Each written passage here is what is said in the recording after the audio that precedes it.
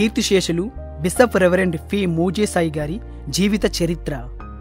ఇదిగో త్రోవలో నిన్ను కాపాడి నేను సిద్ధపరిచిన చోటుకు నిన్ను రప్పించుటకు ఒక దూతను నీకు ముందుగా పంపుచున్నాను.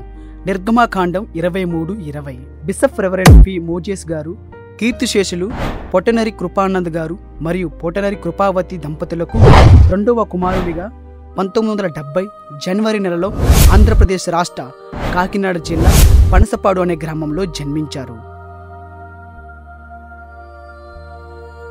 ఈయనకు ఒక అక్క, ఒక అన్న, 2 తమ్ముళ్ళు కాకినాడ నందు ఆంధ్ర మెడికులేషన్ చదివారు. తర్వాత దేవుని పిలుపు మేరకు బైబిల్ వేదాంత విద్యను CDH, DDH diploma in ministry Christian training centre రాయపాడంలో కాకినాడ మరియు Beersheba church of God Kakinada ద్వారా పట్టా పొందుకున్నారు. దైవజనులు మోజేస్ గారు మరియు కుటుంబ రక్షణ పొందుట. దైవజనులు మోజేస్ గారు బాల్యంలో కుటుంబం యేసుక్రీస్తుని సొంత రక్షకునిగా అంగీకరించలేదు. అప్పటికి అన్యజనులుగా జీవిస్తూ విగ్రహారాధన చేస్తూ ఉండేవారు. ప్రభువైన యేసుక్రీస్తుని దూషిస్తూ ఆయన సేవలను చిన్నచూపుగా చూస్తూ ఉండేవారు. ఒకనొక రోజు దైవజనులు మోజేస్ గారి అక్క చూడవరకు కొందరు మాంత్రికుల చేత చెడుపు చేతబడిని చేశారు. ఆమెకు చావే శరణమనే పరిస్థితిలో ఆ చివరి గడియాలో 2 క్రైస్తవ సోదరులు యేసుక్రీస్తుని పరిచయం చేసి మందిరానికి తీసుకువెళ్లారు. అప్పటికే ఆయన తండ్రి కృపానంద గారు ఎన్నో హాస్పిటల్కి తిప్పి ఎన్నో మందులు వేయించి ఎంతో మందితో భూత వైద్యాల ద్వారా వైద్యం చేయించి ప్రయత్నాలన్నీ వృధా అని నిశ్చయించుకున్నారు. ఆ రాత్రి దైవజనుల ప్రార్థన ద్వారా దేవుడు ఆమెను దర్శించి దురాత్మ చేతబడే శక్తుల నుంచి విడుదల ఇచ్చాడు. ఆ రోజు నుంచి దైవజనులు మోజేస్ గారి కుటుంబం యేసుక్రీస్తు నిజమైన దేవుడని గ్రహించి యేసుక్రీస్తుని స్వంత రక్షకునిగా అంగీకరించారు. దైవజనులు మోజేస్ గారు రక్షణ పొంది దేవుని మందిరానికి వెళ్లడం ప్రారంభించారు. యవన వయసులో దేవుని సేవకు ప్రభు పిలుచుట. దైవజనులు మోజేస్ గారు మరియు కుటుంబం రక్షించబడి యేసును నమ్మి కాకినాడలో కేరళ దైవజనులు వర్గీస్ గారి మందిరంలోనికి వెళ్తున్న సందర్భంలో ఒకరోజు దేవుడు కృపానందం గారు 2వ కుమారుడు రమణ బాబును అనగా మోజేస్ గారిని దేవుడు తన సేవకు పిలుస్తున్నాడని ప్రవచన ద్వారా చెప్పారు. కానీ ఆయన వారి మాటను వినలేదు. మరలా దేవుడు ఆ రాత్రి దైవజనులు మోజేస్ గారిని అనగా రమణను దర్శించి ఒక దర్శనం ద్వారా దేవుడు తనను సేవకు పిలిచారు. బైబిల్ విద్య, వేదాంత పాఠశాల అనుభవాలు. మహిమా చర్చ్ సల్పాక బిషప్ జె రాజయ్య గారి దగ్గర కొంతకాలం బెరిషాబా బైబిల్ కాలేజ్ నందు తర్ఫీద్ పొందారు. అనంతరం Christian training centre Rayudupalem Kakinada నందు రెవరెండ్ డాక్టర్ ఎంఏఎస్ విలియమ్స్ గారి దగ్గర సిడిహెచ్, డిడిహెచ్ బైబిల్ తర్ఫీదును పూర్తి చేసి పట్టాను పొందారు. పరిశుద్ధ వివాహము మరియు కుటుంబం. దైవజనులు మోజేస్ గారు బైబిల్ తర్ఫీదును పూర్తి చేసిన వెంటనే ఆయన తల్లిదండ్రులు ఆయనకు వివాహం చేశారు. గొల్లపురోలు మండలం ఏకే మల్లవరం గ్రామం కాపురస్తుపాలెం దానియేలు, ధర్మయ్య మరియు పాలెపు మరియమ్మ గారు మొదటి కుమార్తె ఎస్తేరు రాణి గారిని దైవజనులు CDC COM director reverend doctor MAS Williams గారు మరియు రెవరెండ్ ప్రభాకర్ రావు అయ్య గారు సమక్షంలో 1989 సంవత్సరంలో పరిశుద్ధ వివాహము ఏకే మల్లవరం గ్రామంలో వివాహం జరిగించారు. తదుపరి దైవజనులు మోజేస్ గారు ఎస్తేరు రాణి దంపతులకు 1-2 సంవత్సరంలోనే గర్భఫలమును దేవుడు అనుగ్రహించారు. వారికి 2 కుమారులకు దేవుడు గర్భఫలమును ఇచ్చారు.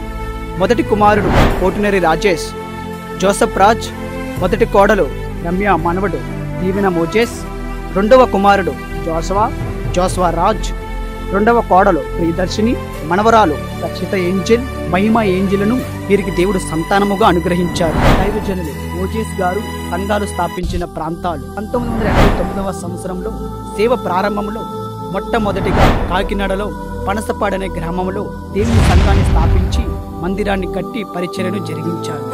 2వదిగా విశాఖపట్నం అగనంపూడి ప్రాంతంలో సువార్త సేవా పరిచర్య చేసి సంఘమును స్థాపించి పరిచర్యలను జరిగించారు. 3వదిగా విశాఖపట్నంలో తాడి అనే మారుమూల గ్రామంలో సేవా పరిచర్యను జరిగించారు.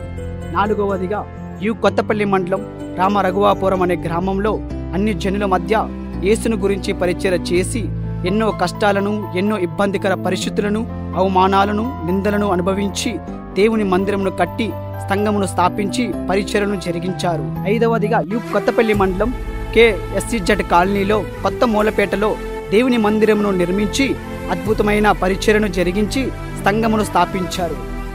దైవజనులు మోజెస్ అయ్యగారు పరిచర్య అపొస్తలుల పరిచర్య వలె అనేక ప్రాంతములకు దేవుడి చేత పంపబడిన సంఘములను స్థాపించి అనేక ప్రాంతంలో సువార్త సంఘాలను ఏర్పాటు చేసి అనేక మంది లక్షలాది ప్రజలకు దేవుడి సువార్తను అందించుటకు ఆయన జీవితాంతం ప్రభు పని కొరకే ప్రయాసపడ్డారు. దైవజనులు మోజెస్ అయ్యగారి సేవా అనుభవాలు, దేవుని ఆశ్చర్య కార్యాలు. 2000 సంవత్సరంలో మరలా దేవుని పిలుపు మేరకు కొత్తపల్లి మండలం రామరఘువరపురం అనే గ్రామంలో అన్ని జనుల మధ్య, యేసుని ఎరగని ప్రజల మధ్య సువార్త సేవా పరిచర్య ప్రారంభించారు. ఈ ప్రాంతంలో యేసును దూషించే ప్రజలు యేసును గురించి చెప్తే చెట్టు కట్టి కొడతామనే సంఘటనలు ఎదురైనప్పుడు ఆ గ్రామంలో ఇద్దరు సహోదరులు నల్లా సుబ్బారావు గారి కుటుంబం మరియు నాగులాపల్లి అప్పారావు గారి కుటుంబం వారి సహకారంతో ఉండి పరిచర్య జరిగించుటకు సహకరించారు. అలాగను ఆ ప్రాంతంలో 2001 సంవత్సరంలో రామరఘువరపురంలో దేవుని మందిరం కట్టబడింది. అనేక మంది రక్షించబడ్డారు. 2002 సంవత్సరంలో సువార్త ఉజ్జీవ మహాసభలు జరిగించారు. తద్వారా అనేక నూతన ఆత్మలు సంఘంలో చేర్చబడ్డాయి. అద్భుతమైన పరిచర్య రామరఘువరపురం పరిసర ప్రాంతాల్లో సువార్త సభలు జరిగించారు. అంతేకాకుండా దైవజనులు రెవరెండ్ మోజెస్ గారు అనేక ప్రాంతాల్లో రక్షణ సువార్త మహాసభలను ఏర్పాటు చేశారు. దేవుని కొరకు ఎంతో ప్రయాసపడ్డారు. పారాదీప్, పూరి, చీరాల, వైజాగ్, దామినిపేట, రామరఘువరపురం, లబ్దరి, ఉప్పాడ, మూలపేట, కాకినాడ ఇలా అనేక ప్రాంతాల్లో సువార్త రక్షణ సువార్త సభలను నిర్వహించి అనేక ఆత్మల రక్షణ కొరకు ప్రయాసపడ్డారు. దేవుని పరిచర్యలో ఖమ్మం, భద్రాచలం, చార్ల, ఛత్తీస్గఢ్, టీఫ్ ఏజెన్సీ ప్రాంతాల్లో దేవుని పరిచర్య చేసి అనేకులను సేవకులుగా తయారు చేసి అనేక ఆత్మలను దేవునిలోనికి నడిపించారు. 2009 సంవత్సరంలో కొత్త మూలపేట KSCZ కాలనీలో సంఘ పరిచర్య. తదుపరి 2009 సంవత్సరంలో రామరఘువరపురం నుండి కొత్త మూలపేట KSCZ కాలనీలో దేవుని ఏర్పాటును బట్టి ఒక చిన్న పాకలో యేసుక్రీస్తు మహిమా చర్చిని ప్రారంభించి సువార్త సేవా పరిచర్య చేసి అనేక మందిని అన్ని జనులను రక్షణలోకి నడిపించి మందిరం కట్టారు. 2020 సంవత్సరం నుండి దైవజనులు మోజెస్ గారు అనారోగ్యం పాలయ్యారు. గుండెలో వాల్ డ్యామేజ్ అయిందని డాక్టర్లు చెప్పారు. త్వరలోనే ఆపరేషన్ చేయించుకోవాలని డాక్టర్స్ చెప్పారు. కానీ దేవుడు నన్ను స్వస్థపరుస్తాడని మందులు వేసుకుంటూ ప్రార్థన విశ్వాసం మీద ఆధారపడి జీవిస్తున్నారు. జీవిస్తే ప్రభు కొరకే జీవిస్తాను, లేదంటే ప్రభు వద్దకే వెళ్తానని దేవునిలో నిలబడ్డారు. అలా ఉండగా 4 సంవత్సరాల తర్వాత 2024 ఏప్రిల్ 30వ తారీఖున సడన్ గా ఉదయం బీపీ డౌన్ అయి గ్యాస్ ప్రాబ్లం వచ్చి కళ్ళు తిరిగి సీరియస్ కండిషన్ అయ్యి మెడికవర్ హాస్పిటల్లో కాకినాడ నందు చేరారు. చాలా డబ్బులు ఖర్చు చేశారు. కానీ డాక్టర్స్ గుండెలో వాల్ పూర్తిగా డ్యామేజ్ అయిందని మరియు లంగ్స్ ఊపిరితిత్తులు ఇన్ఫెక్షన్ నీరు బాగా పట్టిందని కనుక ఆక్సిజన్ తీసుకోవడం చాలా కష్టం అవుతుందని డాక్టర్స్ చెప్పారు. కానీ ఆక్సిజన్ తీసుకోకపోవడం వలన ఆపరేషన్ చేయడానికి కుదరదన్నారు. కానీ అప్పటికే దైవజనులు మోజెస్ అయ్యగారు దేవుడు తన మరణం గురించి చెప్పారు. ప్రభు యొద్దకు ఆయనను పిలిచారని విషయం ఆయనకు ముందుగానే తెలిసి సంఘానికి కుటుంబానికి కొన్ని బాధ్యతలను చెప్పి 2024 మే 18 ఉదయం 10 గంటలకు ప్రభు సన్నిధికి మహిమలోనికి ప్రవేశించారు. తదుపరి 2024 మే 19 ఆదివారం ఉదయం దైవజనులు మోజెస్ గారి భూస్థాపన కార్యక్రమం కొత్త మూలపేట గ్రామంలో జరిగింది. ఆదరణ కూడిక మే 30వ తారీఖు ఉదయం 10 గంటలకు ఏర్పాటు చేయబడింది. సేవకులారా, సువార్తికులారా, యేసయ్య కోరుకున్న శ్రామికులారా, సేవకులారా, సువార్తికులారా, మీ మాదిరికై వందనము. ఉన్నత పనికై మమ్మును పిలచిన దేవా, మా కొరకై నీ ప్రాణం అర్పించితివి. నీలో నిలచి ఉండుటే మా భాగ్యము, నీ కొరకై జీవించెదము.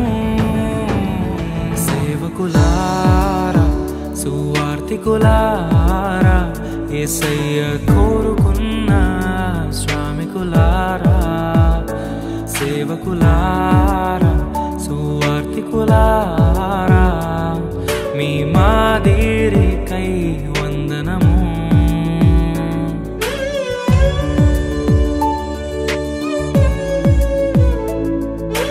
మనకంటే ముందుగా వెళ్ళిపోయిన వారి కంటే మనము గొప్పవారము కాదు, మనము మంచివారము కాదు, మనం ఎంత మాత్రము శ్రేష్ఠులము కాదు.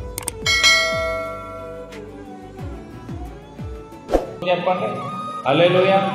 కొవ్వొత్తి ఎలా కరిగిపోయి అందరికి వెలిగెత్తుంటుందో మనం దేవుళ్ళు కరిగిపోయి అనేక మందికి వెలుగు ఇవ్వాలంట, అనేక మంది రక్షణ ఇవ్వాలంట. అందుకని మన ప్రార్థన మరి అందరి కొరకు చేయాలి. చెప్పండి ఎవరి కొరకు? నీ కొరకు నువ్వే చేసుకోకూడదు, మన కొరకు మనమే చేసుకోకూడదు. నశించిపోతున్న వాళ్ళు చాలామంది ఉన్నారు, వాళ్ళు రక్షణ లేని వాళ్ళు ఉన్నారు, రక్షణ పొంది దొంగలుగా వ్యభిచారులుగా తిరిగి వాళ్ళు ఉన్నారు, మరి త్రాగుబోతులుగా ఉన్నారు. వాళ్ళందరి కొరకు మనం భారం కలిగి ప్రార్థించాలి. స్తోత్రం. ఎందుకంటే బైబిల్ చెప్తుంది యెహోవా ఉత్తముడని రుచి చూసి తెలుసుకో. కింద మాట అంటాడు ఒక మాట, ఆయనను ఆశ్రయించినరుడు ధన్యుడు. ఎవరు ధన్యులండి? లోకంలో ఎవరు ధన్యులు కాదు. పదవులు అలంకరించిన వాళ్ళు ధన్యులు కాదు, ప్రభుత్వాలు ఏలేవాళ్ళు ధన్యులు కాదు, నాయకులు కాదు, పెద్దలు కాదు, డబ్బు కాదు, భవనాలు కాదు. ఎవరు ధన్యులంట? ఆయనను ఆశ్రయించినరుడు ధన్యుడు. ఈ లోకంలో ధన్యత అనేది ఏదన్నా ఉంది అంటే ఆయనను ఆశ్రయించాడు. ఆయనను ఆశ్రయించిన నరుడు ధన్యుడంట. ఇక